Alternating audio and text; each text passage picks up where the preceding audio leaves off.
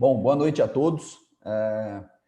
Primeiro eu vou fazer uma breve introdução da Tera, tá? Para quem não conhece a gente por completo. A Tera Investimentos é um escritório de 12 anos, né? A gente foi criado lá em 2008 pelo José Rafael, pelo Luiz, né? Nós temos um DNA aí de renda variável, tanto o José Rafael quanto o Luiz eram operadores de bolsa antes de criar, né, o escritório. Hoje nós fazemos um atendimento completo, né, em todas as classes de ativos, e um dos nossos pilares aqui dentro do escritório é a educação financeira. Então a gente tem trazido diversas lives, tem feito, né, diversas lives com diversos gestores, e hoje nós temos a honra de conversar com o Carlos Eduardo Rocha, o Duda. Ele tem uma formação engenheiro, né, pela PUC-Rio, e pós-graduado em mercados de capitais pela IBMEC, uma carreira longa aí de 25 anos, começou lá em 95 no Banco Pactual, passou por diversas áreas do banco, e foi trader de da tesouraria de ações, enfim, geriu o fundo exclusivo dos ex-sócios, né? E desde 2010 foi o diretor responsável pela gestão dos recursos da Brasil Plural, até sair em 2018 para formar a UCAN. Né? O Duda, eu sou muito seu fã, cara, é um dos melhores gestores de recursos do Brasil, vi sua palestra na Expert, né? Um gestor que preza aí pela consistência. Inclusive na Expert tem uma frase que me chamou bastante atenção, né? Você faz paralelo com o basquete, você fala que não existe uma cesta de 20 pontos, né? Então não adianta pensar em queimar etapa e acelerando aí o processo, precisa ir pontuando e construindo sua estratégia a longo prazo, né? Só aproveitando que o Jordano também entrou, o Jordano é nosso diretor da mesa de renda variável, mas eu já vou passar a palavra para você, né? O tema de hoje é como rentabilizar aí, como gerar alfa em qualquer cenário. Então você fica à vontade, pode dar seu show aí, depois a gente abre para perguntas no final. Só aproveitando para falar para o pessoal que para as perguntas a gente tem duas opções. A gente tem a opção do chat mesmo e do Q&A, né? Do perguntas e respostas ali embaixo. Então essas duas opções eu vou estar monitorando ali, se aparecer alguma coisa, aí eu vou te pausando, enfim, no final a gente conversa. Tá certo? Bom, queria agradecer primeiro a Tera, a Lucas, os elogios. Na verdade, se o meu desempenho é alto, né, consistente da UCAM, é claro que eu sou muito experiente, tenho o skill para fazer isso, as habilidades, mas eu também estou apoiado sobre o ombro de gigantes aqui na UCAM. Nós somos 5 gestores macro, 4 gestores de ações. Fico feliz de estar falando com a Tera, que tem um DNA aí de ações. A gente, em 95, imagina, quando eu entrei no mercado, antes eu tinha sido gestor já numa seguradora internacional, mas o equities era um pouco patinho feio com aquela volatilidade dos anos 90, juro real acima de 10%. E agora chegou um pouco o nosso momento, né? Eu acho que o que ela é capaz de fazer, uma tecnologia que a gente faz isso desde os anos 90, é conseguir diminuir o risco, ou seja, com uma série de proteções, gerar um ganho, principalmente em valor absoluto, gerar alfa, que é independente da direção do mercado, gerar valor. E aí, para você gerar alfa, você tem que buscar principalmente no mercado de ações, onde você tem mais ativos. Então, em outras palavras, o que a UCAM faz é referência global. Então, os maiores fundos do mundo fazem assim. Você vai ver os maiores gestores do mundo, as principais formação em ações e as principais posições em ações. No Brasil, isso é exceção, o que nos dá uma vantagem comparativa, porque os ciclos eram tão grandes econômicos, os juros tão altos, que os maiores gestores do Brasil são de juros. Então, eu acho que a UCAM se apresenta como uma excelente opção. A Tera também é capaz de fazer uma seleção de portfólio, mas eu fico muito feliz que a gente tenha conseguido ser síntese nessa seleção. A gente fez fundos, efetivamente, para ter síntese, que aumentam o retorno como um todo, e você combinando com os outros fundos, como a gente tem cerca de 2/3 de ações, 1/3 macro, e os outros fundos têm o contrário, a gente diminui o risco pela não correlação. Então, é um valor adicional que a gente se preocupa muito, porque quando você falou, Lucas, de educação financeira, a gente se preocupa muito não só da educação financeira, mas da uma educação de risco para o investidor. Então, para todos que estão escutando aqui, algumas pessoas sempre gostam de fazer investimento direto na bolsa ou em ativos.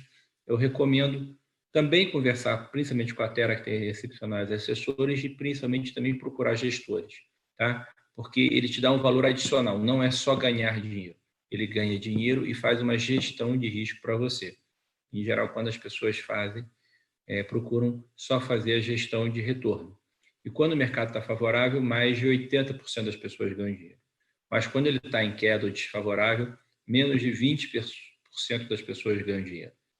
E a gente criou fundos, quando você fala em gerar alfa, são fundos para qualquer cenário que a gente persegue da Alcan. Ou seja, inclusive um fato, que acho que foi uma boa surpresa para todos os nossos alocadores, nossos clientes, é que durante a pandemia, mesmo em março, a Bolsa caindo 30%, todos os nossos multimercados e multiestratégias rodaram positivo. Né? Todos estão acima das metas ambiciosas dos produtos.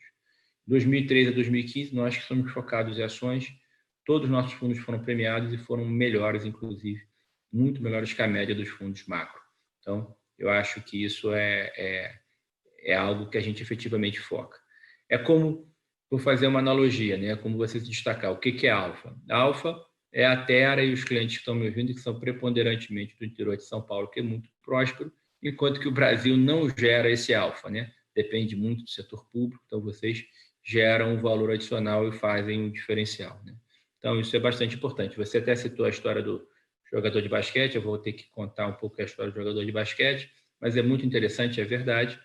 Eu sempre falo que eu fui atleta, né?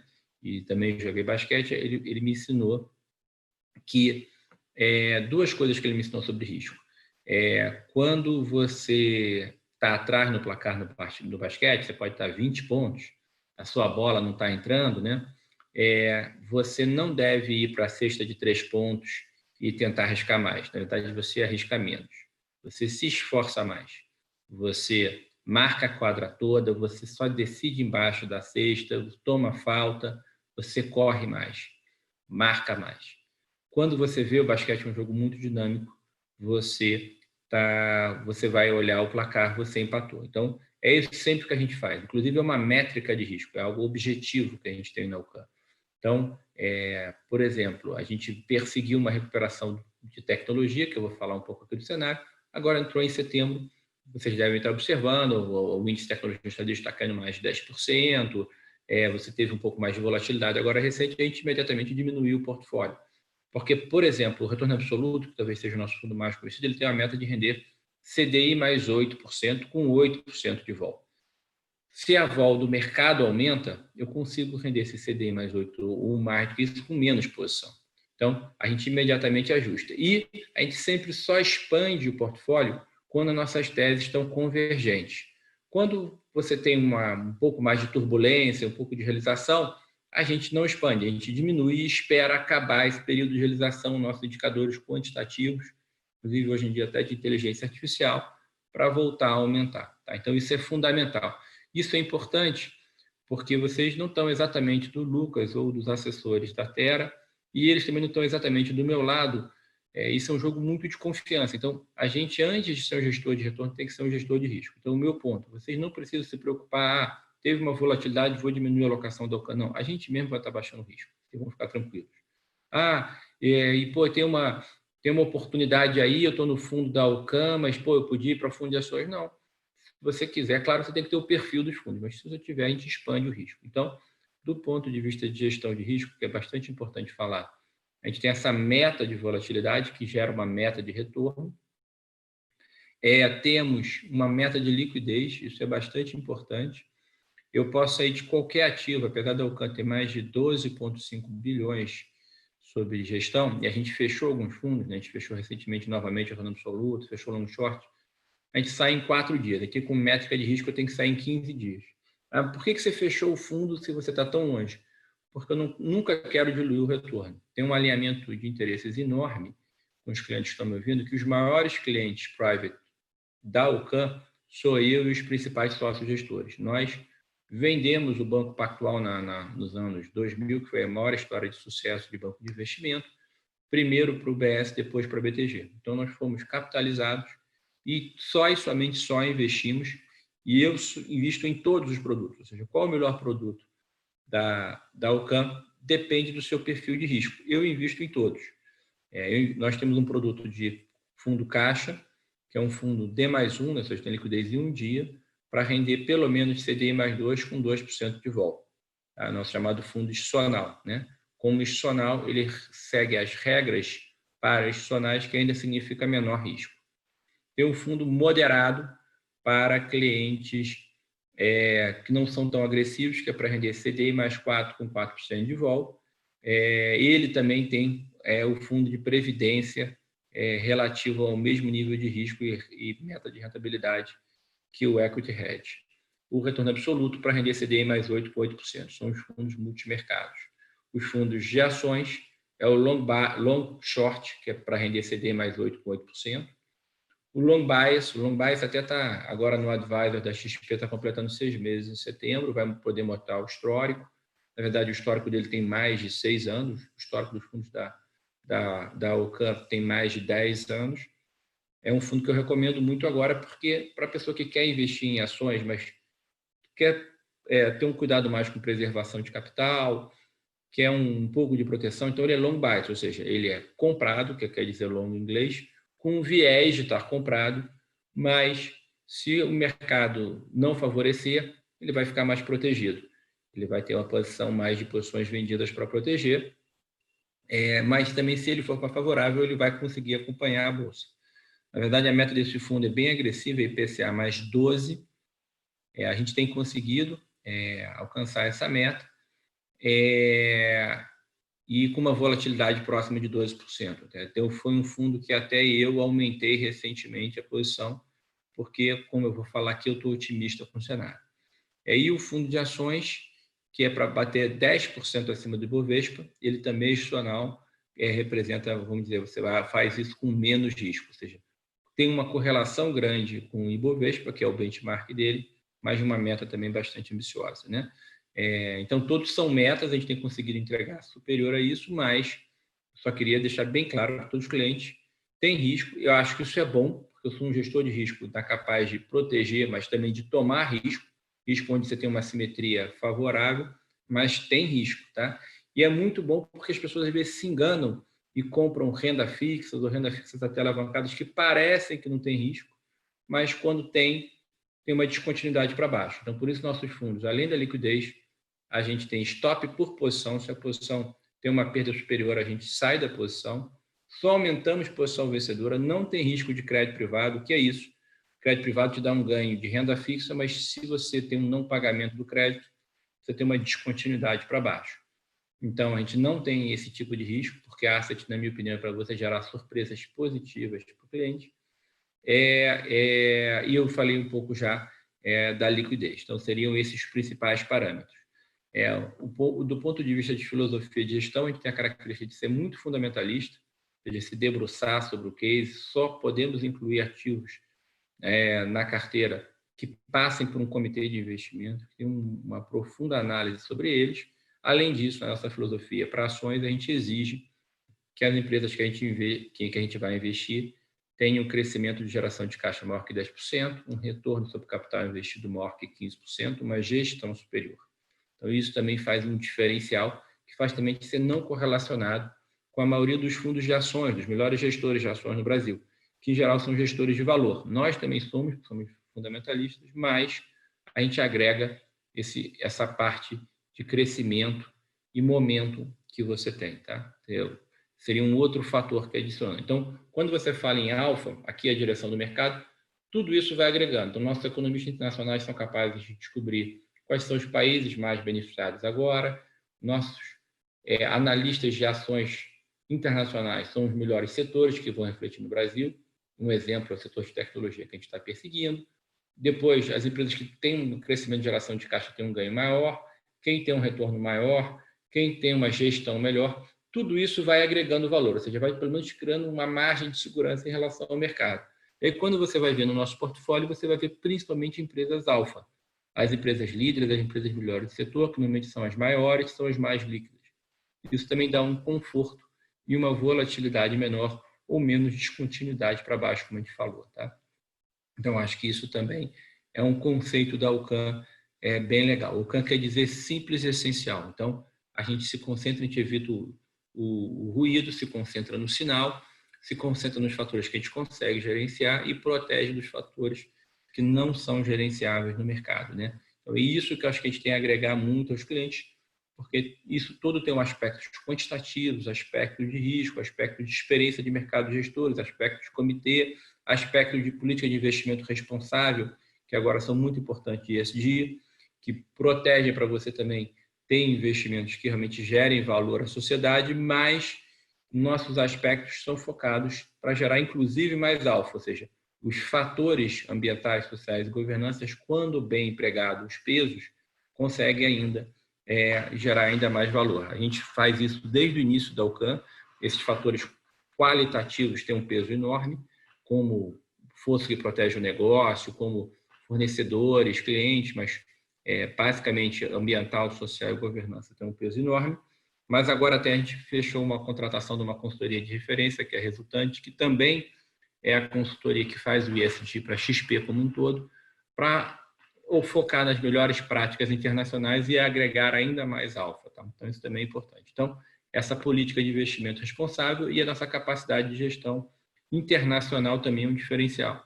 Então, hoje, eu diria que no último ano, mais 50% da nossa posição de ações e macro eu falo que é juros, câmbio, commodities, também são mais fora do Brasil. É claro que eu tenho um círculo de competência maior por cobrir há mais de 25 anos as empresas no Brasil, por exemplo, mas a gente cobre também as empresas internacionais e quando os temas são tão dominantes, né, como eu falei, os temas setoriais, os temas macro, alguns países são alfa muito fortes, a gente também direciona para lá. Então, já falando dos principais temas, um pouco do cenário aqui, a gente passou por uma pandemia, né, algo totalmente não inesperado e dramático, né?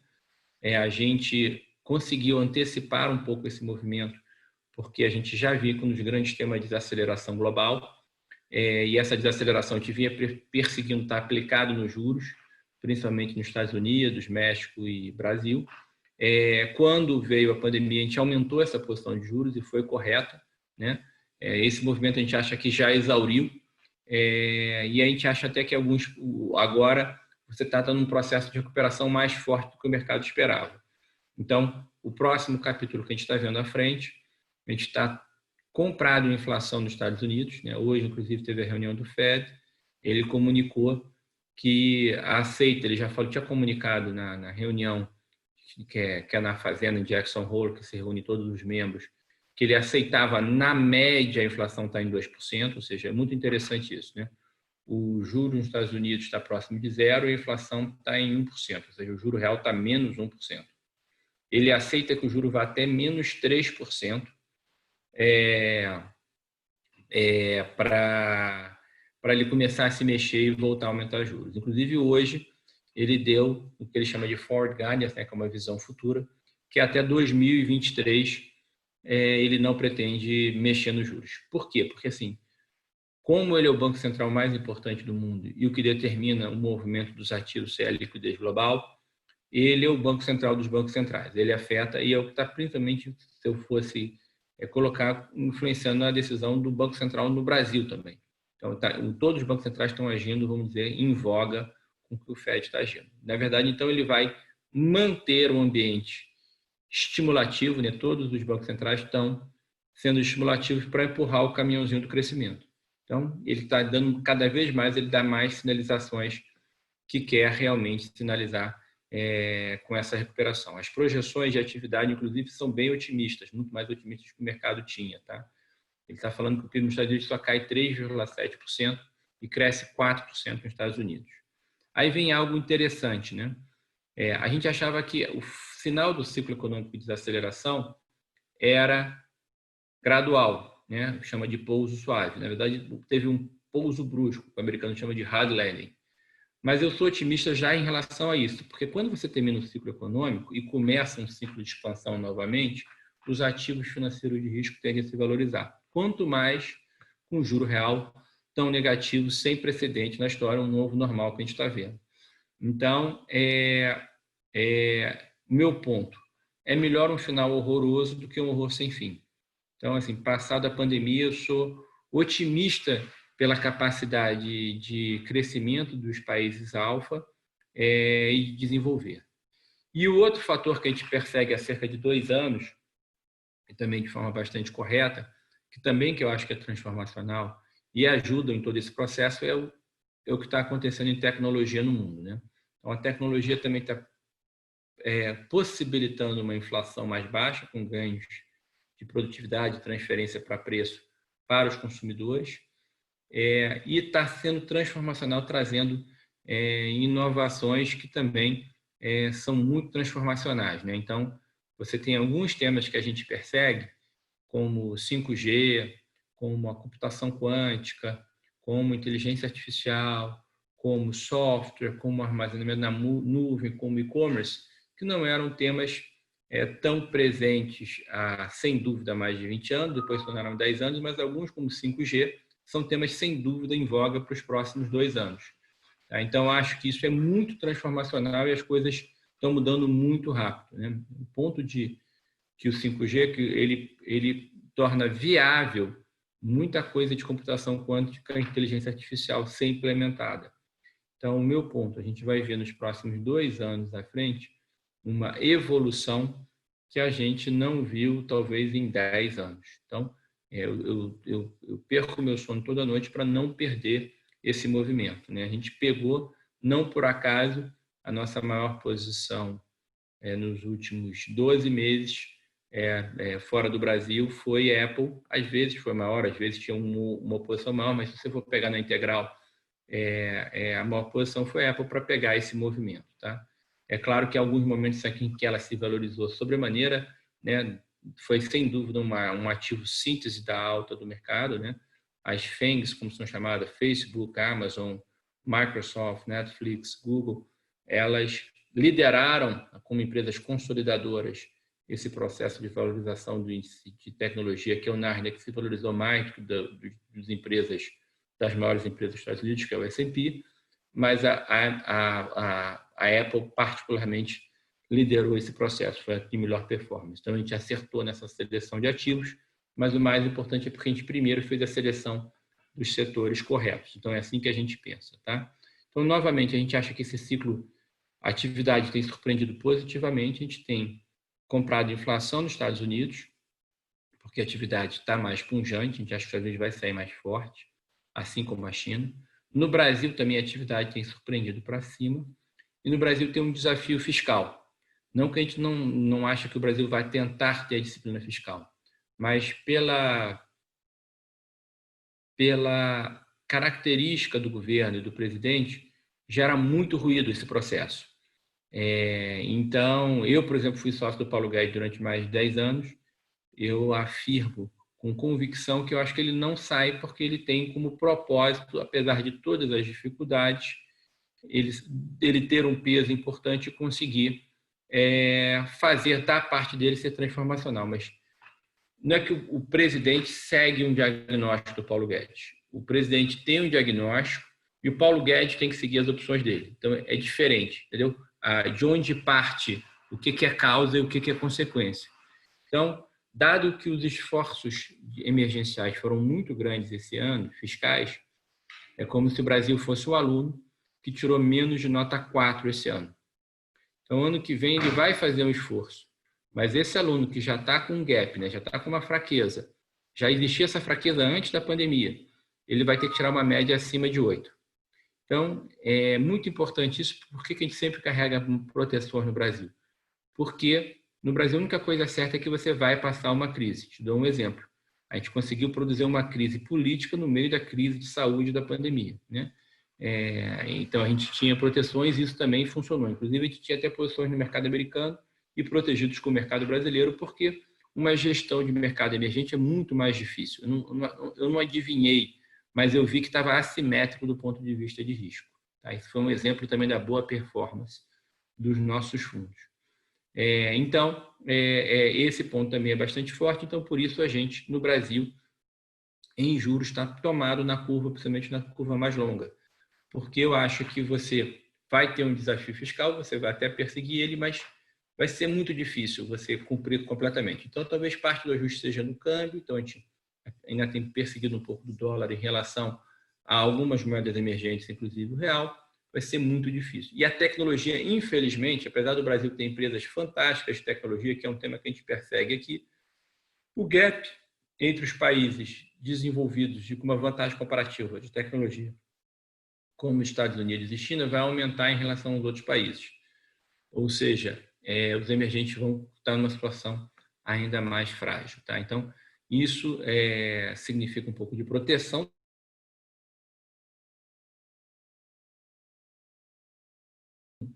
Toma os juros para proteger a posição de bolsa. Elas funcionam assim ao final do dia pelas nossas métricas quantitativas, mas por que a gente não protege exatamente? Porque quando você tem perdas de correlação no mercado, você tem também descontinuidade para baixo. Então, a posição é feita para ganhar dinheiro individualmente, mas ela tem que também fazer sentido da composição do portfólio como um todo. Então, em condições normais, temperatura e pressão, essa posição comprada em dólar, comprada em juros, protege a nossa posição de bolsa, mas é uma consequência natural de posições que a gente acha favorável. Tá? A gente também acha que as commodities têm um cenário favorável, a gente conseguiu extrair isso principalmente no ouro. Hoje a gente prefere estar mais em empresas que gerem valor, que são alavancadas operacionalmente na operação de ouro, também em cobre, que é um mercado também que é condutor de energia que a gente gosta, também em níquel também que a gente gosta. Então, a gente está mais posicionado em empresas internacionais em relação a isso. Então, commodities a gente acha que é alta, a gente tem posicionado mais em empresas para pegar esse movimento. Juros, a gente acha que tem um movimento de aumento de inflação, porque está muito baixa no mundo, ou aumento de juros no tempo, porque a atividade está com um fortalecimento. Estamos num capítulo de dólar mais forte em relação ao emergente, mas dólar até um pouco mais fraco em relação a desenvolvidos, em relação ao euro, por exemplo. Lá fora, a gente persegue primordialmente o tema de tecnologia, nesses setores que eu falei, primordialmente em empresas muito alfa, vencedoras. A arte é você conseguir encontrar um potencial de valorização ainda nessas empresas, né? Porque elas já tiveram valorização, a gente tem conseguido. Recentemente, até a gente diminuiu um pouco as posições, até por aspectos quantitativos nossos, e também, claro, porque muitas se valorizaram sobremaneira. Então, talvez estamos esperando um outro momento melhor de entrada. No Brasil, a gente persegue 4 setores primordiais na alocação. O mais dominante, sem dúvida, é tecnologia. E aí, no Brasil, você tem empresas mais de e-commerce com vantagem comparativa. Então, Magazine Luiza a gente tem há bastante tempo. Tem até o case de Via Varejo, uma empresa de transformação tecnológica, em transformação tecnológica. É bastante importante isso. Tá? Existem 3 tipos de empresas atualmente no mundo. As empresas tecnológicas, as empresas que estão em transformação tecnológica e as empresas que vão morrer porque não têm vantagem comparativa tecnológica. Então, isso é bastante dominante. Então, dentro daqueles aspectos qualitativos para identificar empresas alfa, um aspecto primordial é a vantagem comparativa em tecnologia. Então, eu brinco que na UCAM, para uma empresa entrar no portfólio, tem que ter 3 coisas. Qualidade com tecnologia em primeiro lugar, segundo, qualidade com tecnologia em segundo lugar e terceiro lugar, qualidade com tecnologia. Tá? Então, e-commerce é um tema muito forte. As plataformas também estão bastante fortes. Por exemplo, da XP, que a gente comprou no IPO, no aumento de capital, a gente aumentou. A B3, que é uma plataforma de negociação, mais do que a bolsa subir, ela tem que expandir, né? Porque, como eu falei, a salvação é pelo risco. As pessoas vão ter que sair da renda fixa, do conforto da renda fixa, porque 2% ninguém vai ficar favorável. Vão ter que ir para, efetivamente, fazer negócios, fazer negociação, investir em algo que cresça, que gere caixa. E acho que aí estão as empresas, principalmente na B3. Né? Então, acho que isso também é bastante simples e essencial, como eu falei. A gente gosta também do outro setor que a gente gosta bastante, é o setor das empresas brasileiras com uma vantagem competitiva global, que competem globalmente com uma vantagem comparativa. Então, nesse sentido, como commodity que eu falei, você tem a Vale. A Vale, eu acho que tem um ganho ainda de ESG para recuperar, porque ela está muito punida ainda pela dramática tragédia de Brumadinho. Os investidores internacionais dão um peso muito grande para um evento recente, mas eu acho que eles subestimam um pouco o que está sendo feito na empresa. Então, com o tempo, né, o tempo é o senhor da razão sempre. Né? Eu acho que a Vale vai conseguir finalmente fazer o acordo com o Ministério Público para encerrar. Ela está fazendo acordos individuais, e finalmente virar essa página, né? Assim, tem algo muito tangível, muito fato, né? Ela está acabando com todas as barragens a montante que gerou os dois problemas, né? De tragédia, e está concentrando o Sistema Norte, que é muito mais rentável, com uma qualidade de minério superior. A gente pegou bem o case de WEG, como uma empresa de tecnologia industrial com uma vantagem comparativa. A gente pegou bem e persegue o case de Natura, como uma empresa internacional. E acho que também tem as empresas de proteínas aí, que também têm o que ganhar em ESG, né? Que também tiveram problemas de governança no final, mas a gente acha que estão no processo de transformação nisso de ESG, que são a Marfrig e a JBS. Então, são empresas com uma vantagem competitiva global. Também temos o setor de saúde, a gente gosta principalmente das empresas integradas. Então, tem a Intermédica, tem a Rapvida, que realmente estão fazendo um trabalho aí no interior de São Paulo. Isso é latente, como é que elas conseguem oferecer um plano de saúde a uma fração do que era oferecido no passado, porque são integradas com controle forte, né? São muito profissionais com um processo de consolidação, de M&A, né? Merger and Acquisition, né? Fusões e aquisições muito fortes.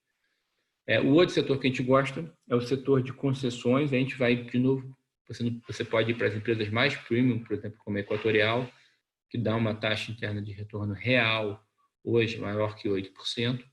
Então, quando o juro real está zero no Brasil, né, a inflação está próxima de 2%, com juro de 2%, você tem empresas que o fluxo de caixa te dá um retorno bem acima. Então, acho que no tempo, cada vez mais as pessoas vão premiar esse tipo de investimento, sem falar que a gestão gera valor, né? Entrou em transmissão muito bem, pretende entrar em saneamento muito bem, só para citar dois exemplos. Então, basicamente, tecnologia lá fora, que é um tema muito dominante aqui no Brasil, e tem tecnologia, as empresas com uma vantagem competitiva global, com a vantagem que também tem moeda forte, saúde, que é um tema global também, mais investimento em saúde pública e privada está acontecendo no mundo, até pela pandemia. A inflação de saúde é muito acima da inflação, é mais de 10% globalmente, então é um setor com um poder de preço muito grande. E, por último, o setor de utilities, né, o setor de concessões. Então, esse é o cenário que eu queria falar, mas é um cenário de uma recuperação de atividade mais forte, pró-risco, com juros bastante baixos, por isso eu sou otimista. E o Brasil é beneficiado pelo cenário global, mas tem um desafio que ele vai ter que enfrentar. Então, vai ser é como se os Estados Unidos estivesse decolando ali um avião, ali um Columbia, e aqui a gente vai estar passando um pouco por uma estrada um pouco mais esburacada por conta do nosso desafio fiscal. Não que a gente não consiga um ganho maior, justamente porque a gente tem ciclo de competência. Então, volatilidade, que é risco, quando bem administrada, gera inclusive oportunidades, porque alguns ativos, se você entender os capítulos, geram, com as proteções, geram um ganho, inclusive, e as empresas alfa, normalmente nesse processo, saem mais fortes. Então, você ter as empresas, se você conseguir identificar as empresas alfa e proteger, né, seja com derivativos dessas empresas, seja com derivativos de índice, seja com venda das empresas que não crescem, que não têm retorno grande, ou não têm a capacidade de gestão, ou, como eu falei, que não tem a vantagem comparativa tecnológica, vai fazer a diferença no futuro. Eu falei para caramba aí, Lucas, para tentar resumir, para tentar deixar mais claro possível assim, para os clientes e mais transparente possível. Show de bola. Cara, muito bom. O Jordano, ele participa aqui com a gente, o Thiago também. Eu só tenho uma pergunta que eu separei aqui enquanto você estava falando. O OCAN institucional é o fundo que tende a ser o menos arriscado, né, em sentido de volatilidade, o menos volátil. Você até falou que é um fundo caixa, né, D+1. Em fevereiro e março ele deu uma caidinha e eu achei que fosse por conta do crédito privado, né? Você falou que não tem posições em crédito privado. Então, o que explica esse fevereiro e março ali? Porque assim, o OCAN institucional, eu até puxei a história dele ali, nos últimos 3 anos, 2 anos, ele sempre ficou na faixa de 125, 130, né, do CDI, agora ele está na faixa de 100. Eu acho que se deve um pouco a essas quedas aí de fevereiro e março, enfim, que eu achei que fosse crédito privado, mas você falou que não tem posição. Ótima pergunta. A gente tem diferentes níveis de fundos, mas só uma estratégia. O que quer dizer? quando eu faço um risco, esse risco explode para todos os fundos de forma proporcional. Só que tem 2 fundos, como eu falei, que são menor risco, que é o fundo institucional, que é o D+1, e o fundo de ações. E aí, nas regras de institucional, ele só pode investir em ativos negociados no Brasil. Então, aí eu tenho que fazer um pouco uma adaptação. Ele, inclusive, tem ativos externos, por exemplo, o S&P local, né, o índice do mercado americano, negocia no Brasil. Então, esse ativo eu posso operar, mas quando eu opero uma Apple ou um outro ativo lá fora, eu não posso operar. Então, a não correlação esse ano foi que, como eu falei aí tinha algum tempo, né, e foi dramático a correção no Brasil, né, a Bolsa Brasileira aqui cai 15%, enquanto que o Nasdaq sobe mais de 20% no ano. Então, foi dramática essa não correlação. Eu consegui pegar alguns ativos, porque a gente tem essa tecnologia mais correlacionados, mas nesses 2 fundos eu não consigo exatamente replicar. A tendência é uma normalização, né? Isso acontece um pouco, eu também consigo investir em ativos internacionais de negócio, mas eu não consegui pegar na veia o movimento e a boa seleção de ativos. Mas isso consegue uma normalização, o S&P também tem ativos de bolsa, agora o S&P também está dando uma performance um pouco maior do que o Nasdaq, então isso também, isso vai, como performance, vai um pouco em onda. Mas teve essa característica mais dramática que fez a diferença. Então, não foi crédito privado. Na verdade, em janeiro e fevereiro, os outros fundos pegaram o movimento de Bolsa Americana muito favorável. E aqui, o institucional e o nosso fundo de ações sofreu mais porque tem correlação mais com os ativos negociados no Brasil, e o Brasil sofreu muito mais do que a média. Perfeito, perfeito. Jordano, tem uma? Posso fazer Pode, algumas perguntas? Eu claro. queria, primeiramente, né, eu fico extraordinariamente feliz e satisfeito, contente de estar podendo participar dessa conferência. Sou um grande admirador do Ocam, da gestão do Ocam, sou cotista do Ocam. Depois que fechou o fundo que tinha, juntei mais um recurso, entrei em outro fundo do Ocam, né, porque já estava fechado o que eu tinha. E queria direcionar um pouco mais as minhas perguntas, tá? São 3, e se elas forem desgastantes, a gente pode resumir. Mas as perguntas, elas vão um pouco mais direcionadas na linha, de fato, das ações. Então, entendo muito bem que seu critério é top-down, seleção de setores, seleção de ativos, foco em geração de caixa. Imagino que, especialmente durante a pandemia, liquidez corrente pudesse ter sido um indicador fundamental. E qualidade da gestão, né? Aprendi a duras penas que qualidade da gestão com o IRB, especialmente, é um fator extremamente relevante, né? Governança corporativa, especialmente. E notei que o senhor citou muitas vezes o tema tecnologia, sugerindo até que 50% da posição de ações, né, são fora do Brasil e são mais voltadas para esse setor. Então, vou direcionar minhas 3 perguntas. Acho que uma de cada vez, né? Faço uma e depois da tua resposta sigo com a outra. Queria entender um pouco mais sobre os critérios de seleção de ativos internacionais e acompanhei o grande colchão, entendo como hedge, né? Que o fundo, grande colchão que ele conseguiu obter para passar por março e abril, né? Com uma folga muito boa. Eu queria entender basicamente quais os critérios de seleção dos ativos internacionais, perfeito? E também como você toma a decisão para os heads, porque recentemente, né, a gente pôde ver uma maior descorrelação inversa entre bolsa e dólar. Durante muito tempo a gente tinha uma facilidade de usar o dólar como head natural. Hoje isso é um pouco mais difícil.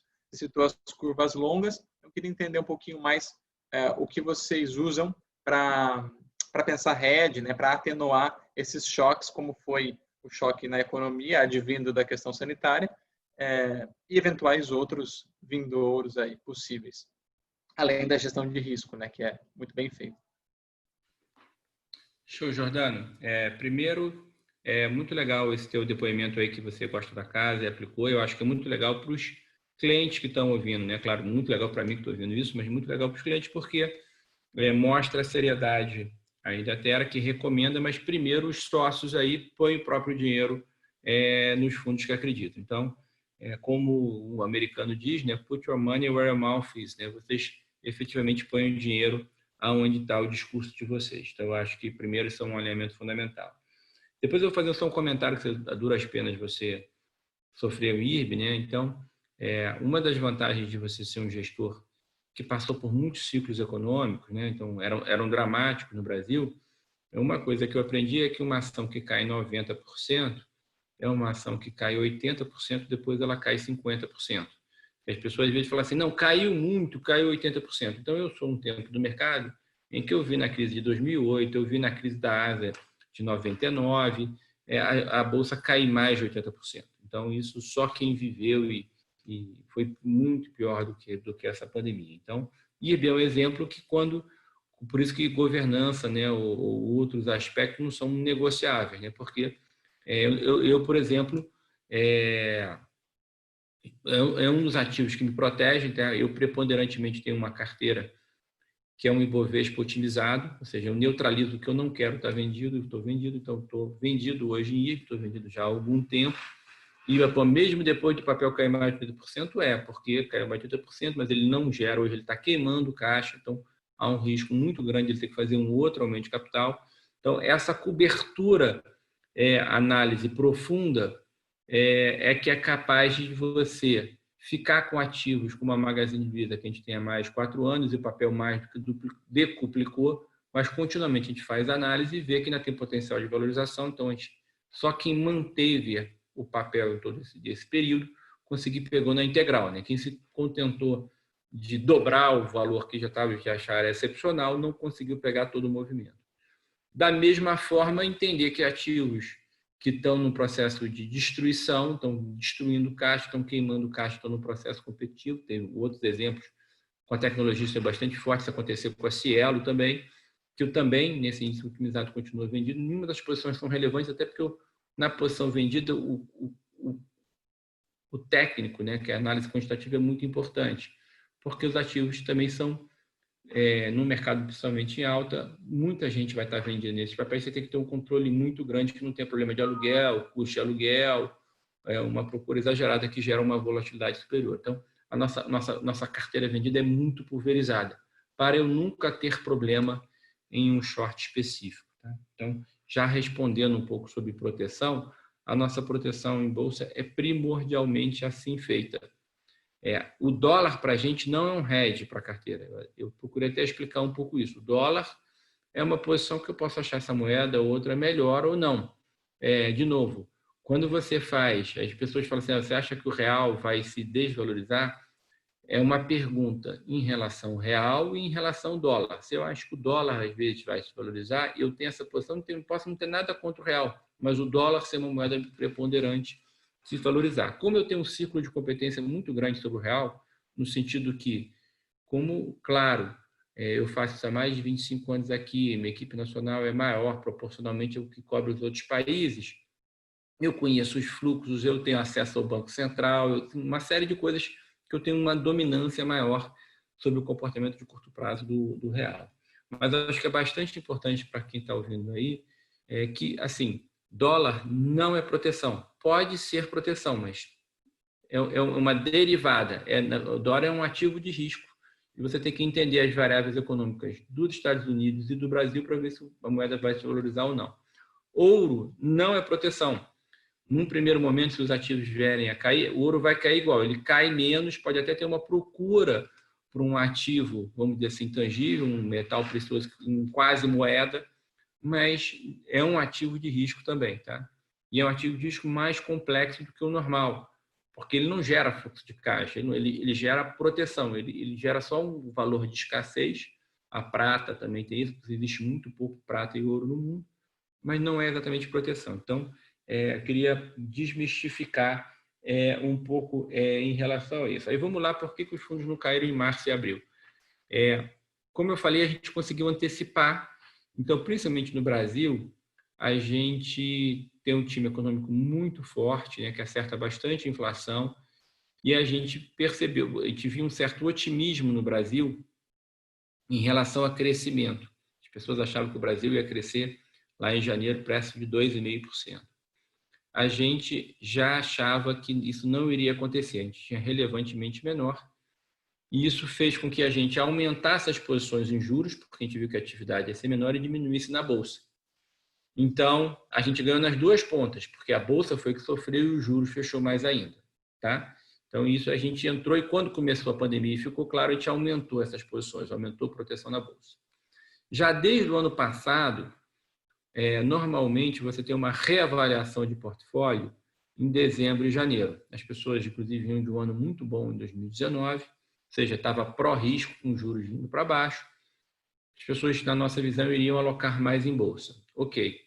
Mas a gente tinha uma visão muito clara, a gente foi na reunião do FMI em Washington, a gente fez 2 roadshows no segundo semestre por Nova York, falamos com nossos clientes claramente que o Brasil não seria um país elegível primordialmente para fluxo de bolsa.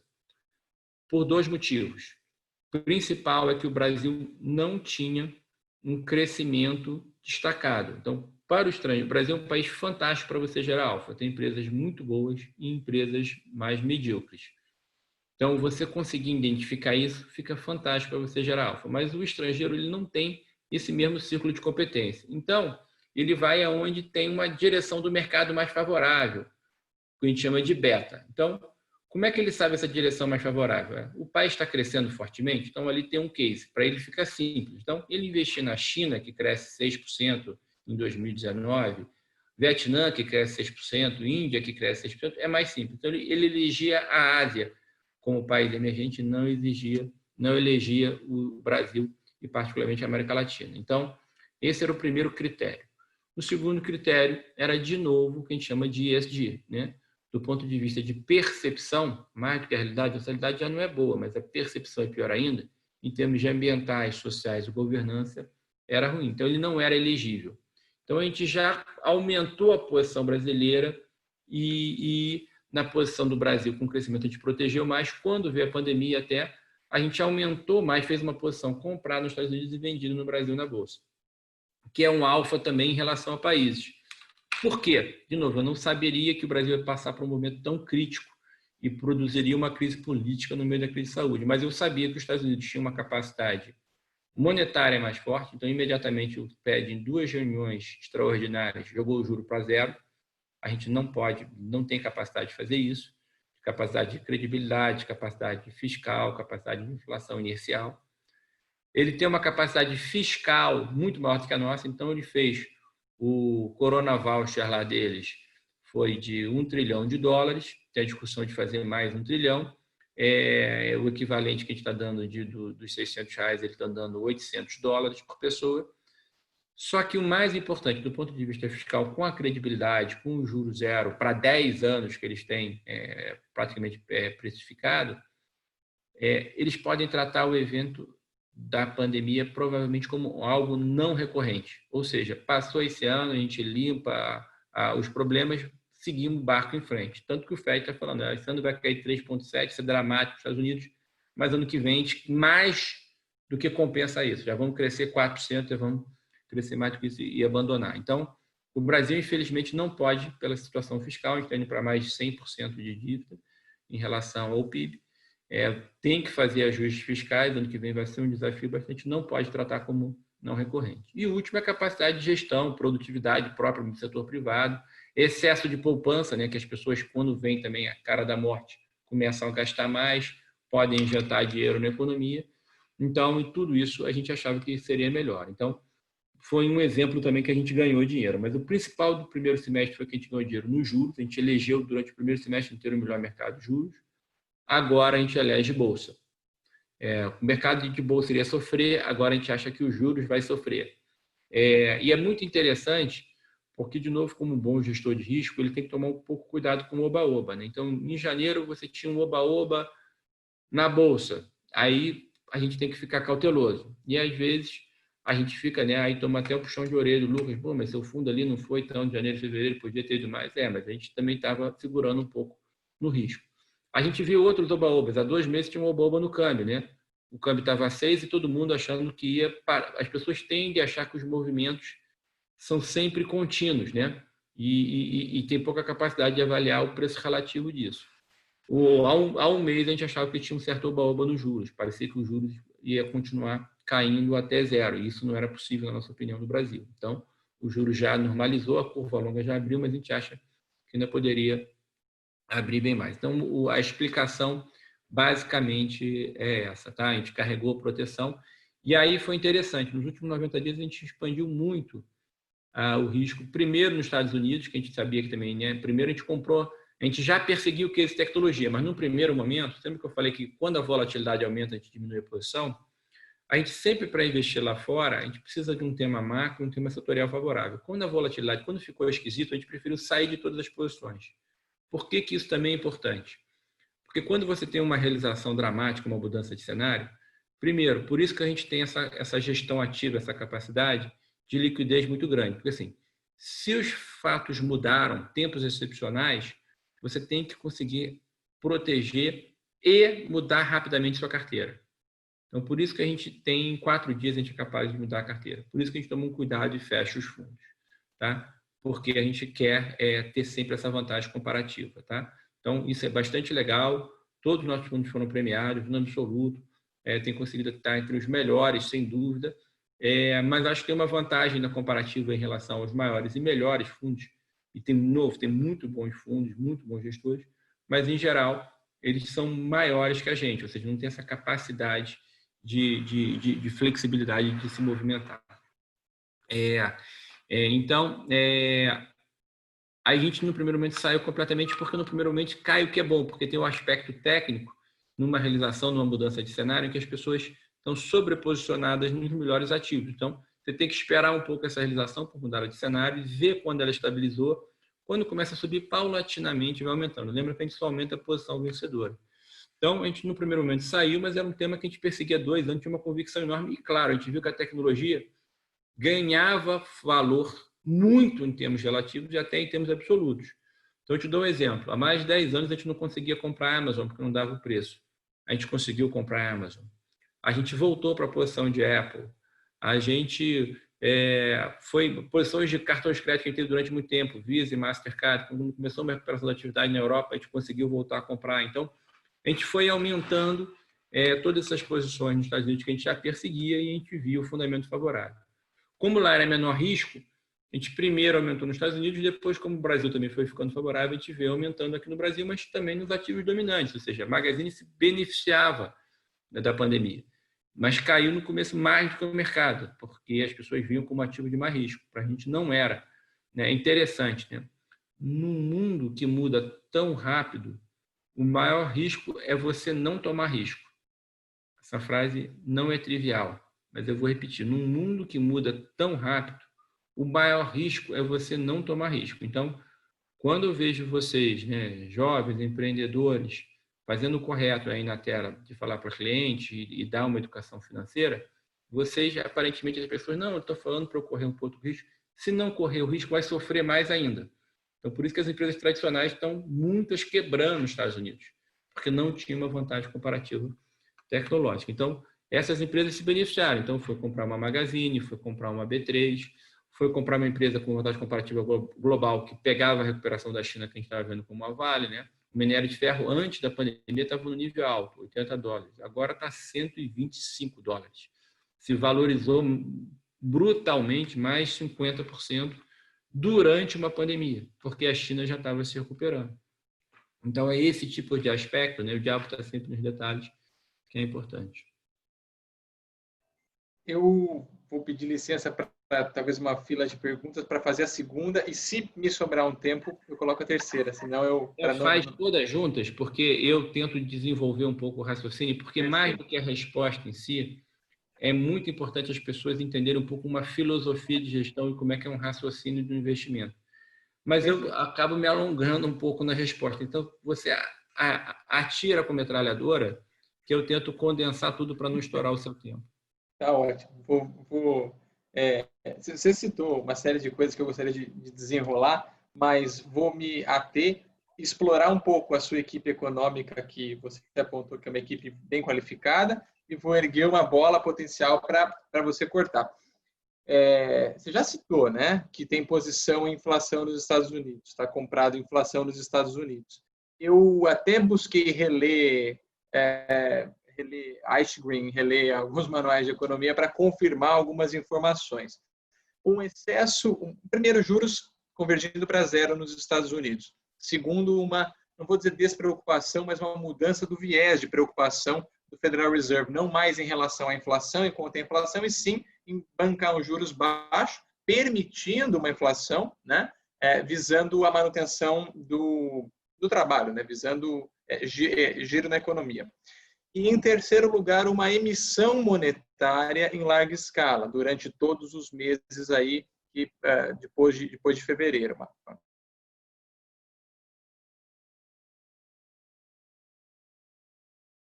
Assertivo da tua alocação, concordo muito e gostaria de poder explorar títulos indexados à inflação, títulos americanos indexados à inflação, mas a pergunta que lhe faço é: hoje conseguimos, de certa forma, recuperar, estamos vendo dados positivos, né, retomando os dados positivos da economia americana. Esse é o curto prazo. O médio prazo, né, como é que você vê o médio prazo? Porque, na minha humilde visão, no meu humilde raciocínio, né, todo esse estímulo monetário, né, toda essa maior flexibilização em relação à preocupação inflacionária pelo Banco Central americano, mantendo os juros baixos, eu acredito, sinceramente, numa porrada de inflação no médio prazo, pensando aí 5 anos, um deslocamento para a linha original do produto e o efeito inflacionário vindo com bastante força. Eu imagino isso de forma latente para os Estados Unidos e, consequentemente, para o Brasil. Faz sentido na tua visão? Imagino que faça pela alocação que já sugeriu que tem, no fundo, né? Mas queria explorar um pouquinho mais essa macro. Do ponto de vista de Ocam, é muito importante a gente manter uma humildade em relação a fatores não gerenciáveis. Tá? E eu, como investidor, desde os anos 90, aprendi algumas coisas. Tá? Então, a primeira coisa que eu vou te falar é o seguinte: never bet against America. Nunca aposte contra os Estados Unidos, principalmente contra os republicanos. Né? A capacidade do modelo de cultura empresarial, de produtividade, de produzir riqueza e inovação é muito grande. Então, por que eu te falo isso? Eu sou menos... Não que eu não tenha a sua preocupação, mas eu vou te falar assim, nos anos 90, tinha essa preocupação enorme, que era chamado Twin Deficit, o déficit comercial e fiscal nos Estados Unidos, e eles conseguiram se financiar. Aí, nos anos 2000, estava um otimismo enorme no mercado, tá, o final da bolha do Nasdaq, aí veio o September 11 e o modelo americano, investimento militar, explodiu o fiscal, aí agora vai vir um problema. E eles conseguiram equacionar.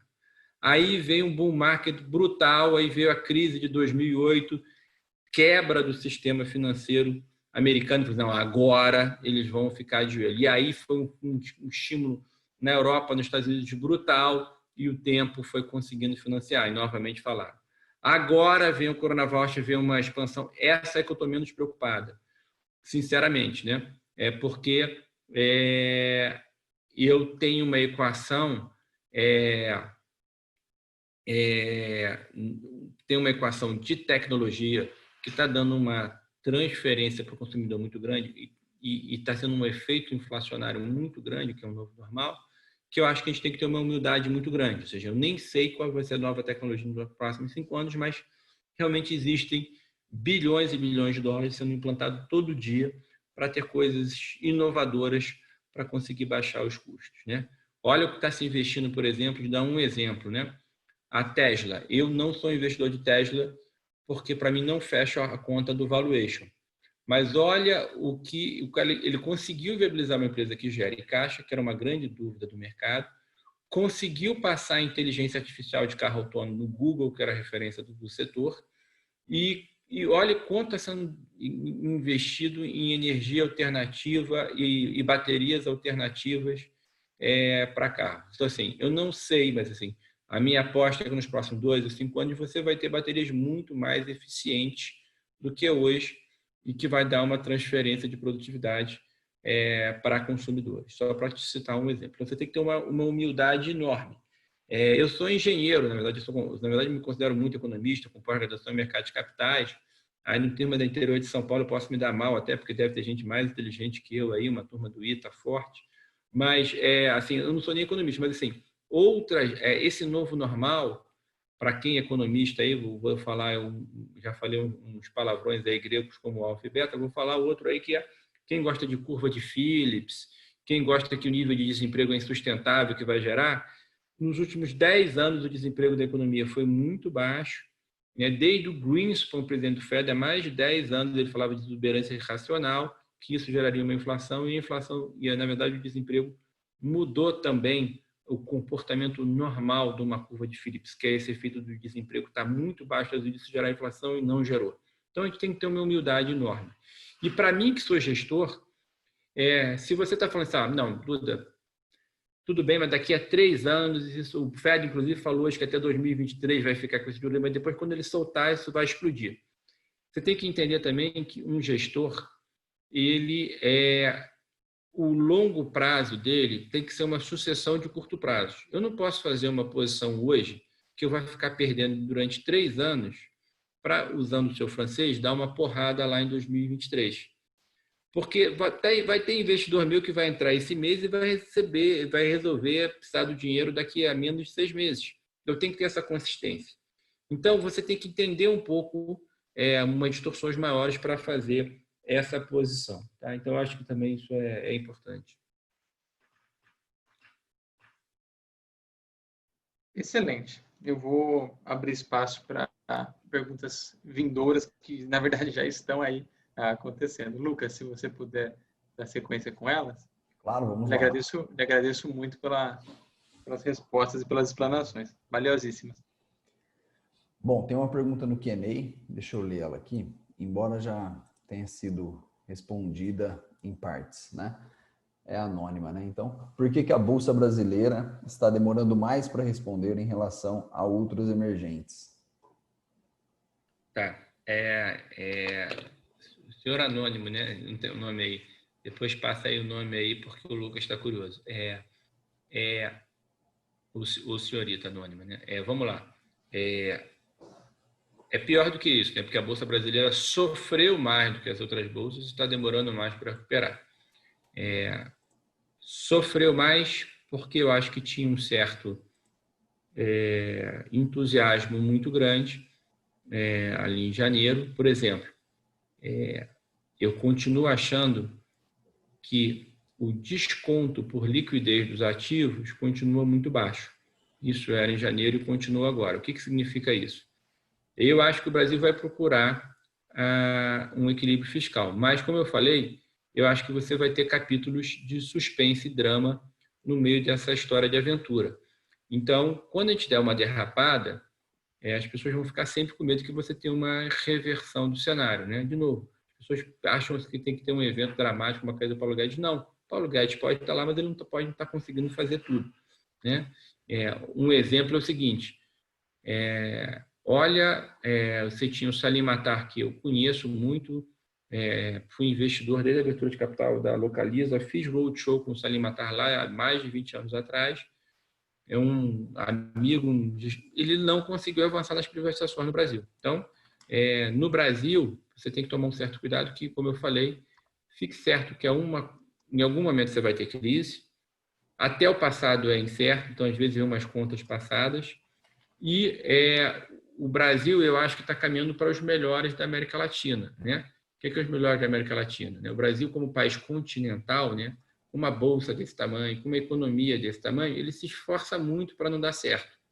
Então, se ele conseguir ter inflação próxima de 3%, juros dignos próximo de 4%, 5% normalizados, assim é Chile, Peru, Colômbia, a maioria do tempo México, né? Você tem exemplos muito ruins da América Latina, a gente tinha a tendência, às vezes, de seguir os exemplos muito ruins como a Argentina, mas tem uma normalização. Então, primeiro, acho que tinha uma certa euforia, então teve uma correção, e depois não está tendo uma recuperação superior, por 2 motivos principais.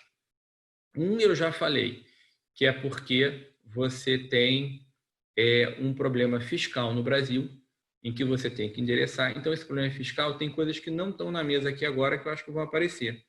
Por exemplo, uma reforma tributária, eu acho que vai aumentar imposto para poucos setores. Está faltando dinheiro. Então, não tem dúvida que nós, investidores, talvez temos que pagar um pouco dessa conta. Então, pode vir o Paulo Guedes já falou, uma tributação em dividendos, que afeta as pessoas. Isso aqui tem um dividend yield, né, que é o que você ganha com essa empresa, muito alto, esse setor é muito bom. Às vezes a empresa que nem cresce, eu acho isso não me enche os olhos, porque eu acho que pode ter uma tributação em dividendos, por exemplo, se não levar isso totalmente. Então, empresas de commodities que podem estar ganhando muito dinheiro, pode ter aumento de royalties, você vai ter alguma forma que o Brasil vai precisar para fechar suas contas, possivelmente com tributação. Então, tem a questão fiscal, que é importante, né? E isso já está refletindo nos juros longos. Então, para um fundamentalista puro, e eu sou muito fundamentalista, mas eu olho outros aspectos, quando você faz um fluxo de caixa, você olha os juros mais no médio prazo. Então, o juros hoje está 2%, mas se você for olhar em 2023, está 4,5%. Né? Até o Banco Central hoje, na decisão do cupom, ele falou que o cenário dele é juros de 2% agora, 2,5% e 4,5% em 2022. Ou seja, ele mesmo já está assumindo que se ele subir um pouco os juros, como é que é o comportamento de câmbio, como é que é o comportamento da inflação, que é isso que ele tem que estar preocupado. Então, os juros não é exatamente 2%, que é muito baixo. É muito melhor do que foi no passado, que era acima de 10%, mas é 4,5%, em 25% é mais 6%. Então, esses juros já subiu, também está atrapalhando a Bolsa. Então, um ponto esse. O outro é que o Brasil, como um todo, não tem um crescimento de encher os olhos, né? Quando você olha os últimos 3 anos, a gente cresceu em 2019, 1%. 2018, 1%. 2017, 1%, aproximadamente. Então, e todo ano as pessoas começam achando que é mais de 2%, agora vai, e na verdade não é. Então, é algo decepcionante para os investidores para comprarem o Brasil por si só, como um todo, crescer. Agora, como eu falei, as empresas que a gente investe têm um crescimento de geração de caixa de pelo menos 10%. Então, cresce esse 1% que o Brasil ganha. Cresce, né? A Magazine Luiza cresce mais que 20%, a B3 cresce mais que 15%, a XP cresceu mais de 30%. Então, assim, você tem crescimento. Agora, na Bolsa você tem os bancos, que é uma grande polêmica, que não crescem. Na verdade, os bancos até esse ano caem no lucro, ano que vem sobe muito para normalizar, mas estão sendo atacados por uma série de fintechs, por exemplo, não crescem. Empresas de varejo tradicional não crescem. Com a pandemia vão ter mais dificuldade, né? Empresas que não têm vantagem tecnológica. Então, tem uma série de setores que têm uma relevância na Bolsa grande que não tem crescimento. Por isso, a Bolsa como um todo não cresce. Mas você tem empresas, sim, que você tem que, claro, saber diferenciar e saber se ela está cara ou não, se ela tem potencial de valorização, mas que crescem mais de 30%, 20%, 10%, e você vai conseguir capturar isso na frente numa valorização. Perfeito, deixa eu abrir o áudio aqui. Foi. O Leandro é assessor nosso, tá? Aqui do escritório, ele está perguntando se vocês pensam em reabrir o retorno absoluto no futuro próximo e o que vocês levam em consideração aí na decisão, né, de fechar e abrir os fundos. O fundo, o retorno. Que acaba de fechar e o cara já pede para abrir, tá vendo, Leandro? Tá rindo. A decisão de fechar o fundo é uma ótima notícia para os gestores.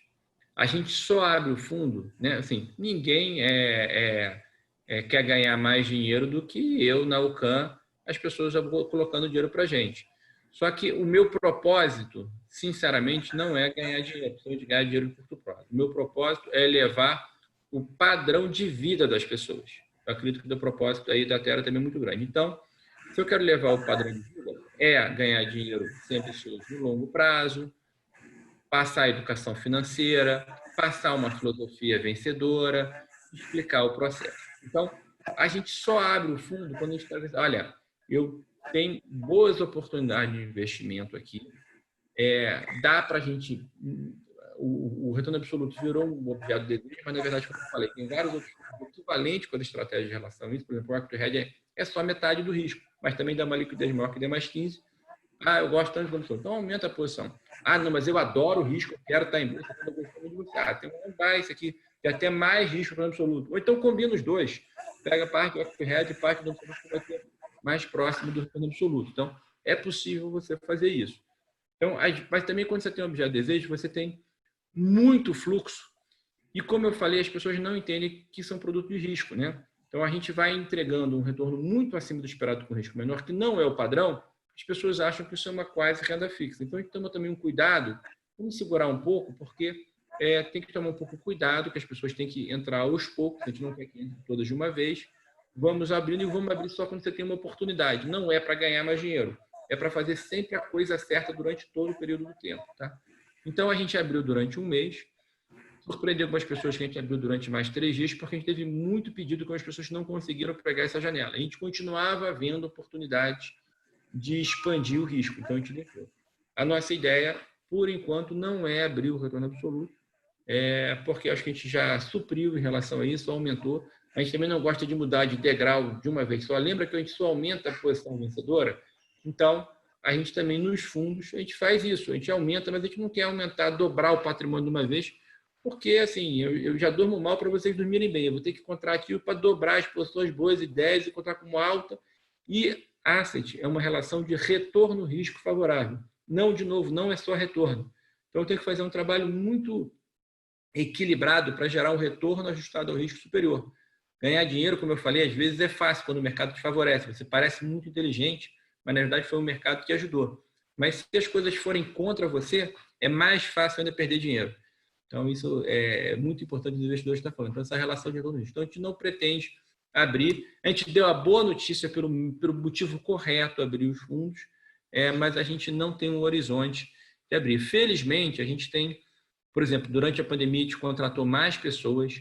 Estamos no processo de fazer, todos na Alcan estão envolvidos, são mais de 30 pessoas no aspecto de análise quantitativa e inteligência artificial. O nosso investimento na internacional, a gente contratou mais analista de tecnologia internacional, contratamos um economista sênior, muito sênior em internacional. Então, a gente está fazendo uma série de investimentos para ter essa capacidade de gerar valor também fora do Brasil, porque às vezes o Brasil não fica tão favorável, e aí fica com mais chance de a gente aumentar. Mas a gente primeiro faz a contratação, depois isso gera valor, e aí a gente abre o fundo. Tá? A gente sempre faz na frente para depois fazer para o cliente quando está muito comprovado que a gente pode fazer isso. Duda, cara, excelente. Eu agradeço demais a sua presença aqui, as perguntas, as respostas.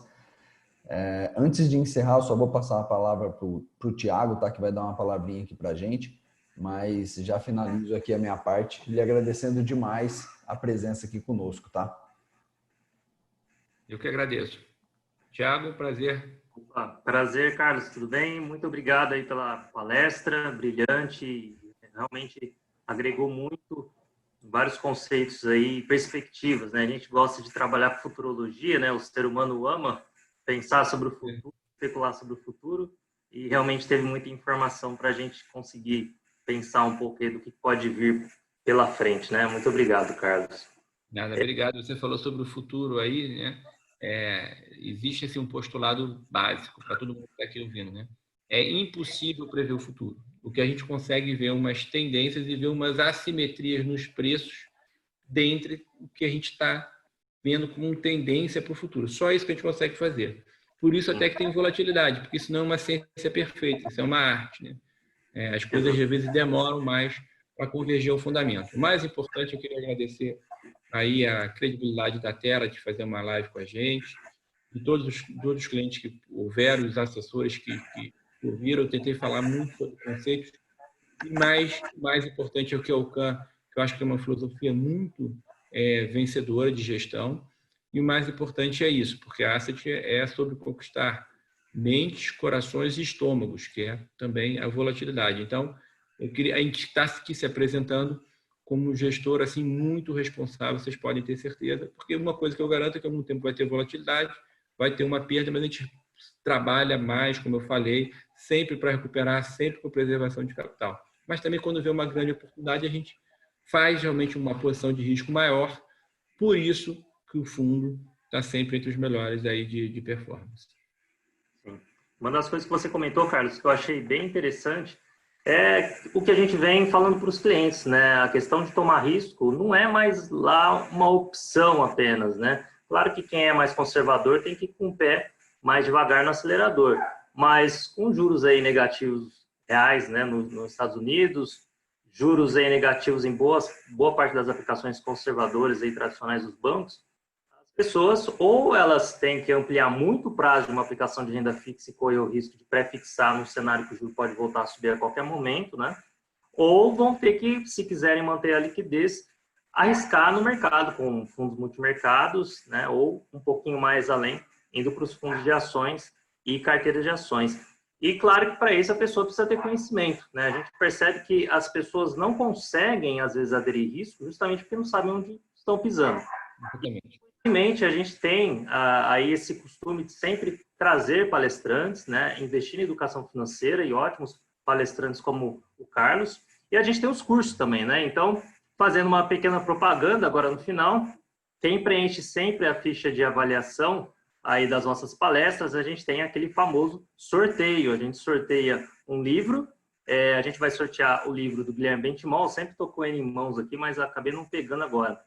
E, além disso, a gente vai sortear 5 vagas com 50% de desconto para o nosso curso de Programa de Aceleração Patrimonial Terra, que é um programa mesmo bem completo. A gente vai falar sobre como funcionam cada tipo de aplicação, cada tipo de investimento aí no mercado, os mais relevantes, e não só isso, né? Poxa, na hora de decidir o que fazer com o dinheiro de uma forma geral, investimentos, eu sempre digo que é a ponta do iceberg.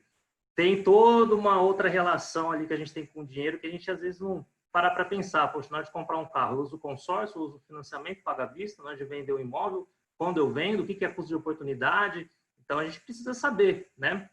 O que vai acontecer com o futuro nos investimentos? Não sei, mas a gente precisa trabalhar com as perspectivas, né? E com informação, como o Carlos bem colocou. É isso, pessoal. A ficha está ali, o link já está no chat. A gente também pode enviar para todos. Peço que avaliem para que a gente sempre busque melhorar nossos eventos. E agradeço mais uma vez o Carlos pela participação. Obrigado. Pode me chamar de Duda, vocês já são íntimos. Todo mundo me conhece como Duda Rocha. Obrigado, Thiago. E está me ouvindo? Acho que o Thiago travou um pouco, mas vou só complementar aqui. Essa frase que eu falei da salvação pelo risco não é minha, é da Clarice Lispector. Então, eu vou pedir essa licença poética aí, porque como a gente falou que é melhorar a qualidade de vida, correr mais risco de forma responsável é muito bom, inclusive para a própria vida das pessoas. Acho que complementa e traz, assim, acho que leva a outro patamar, tá bom? Gente, obrigado, eu vou me despedir. Sorte a todos, saúde e sucesso. Perfeito. Obrigado, Duda.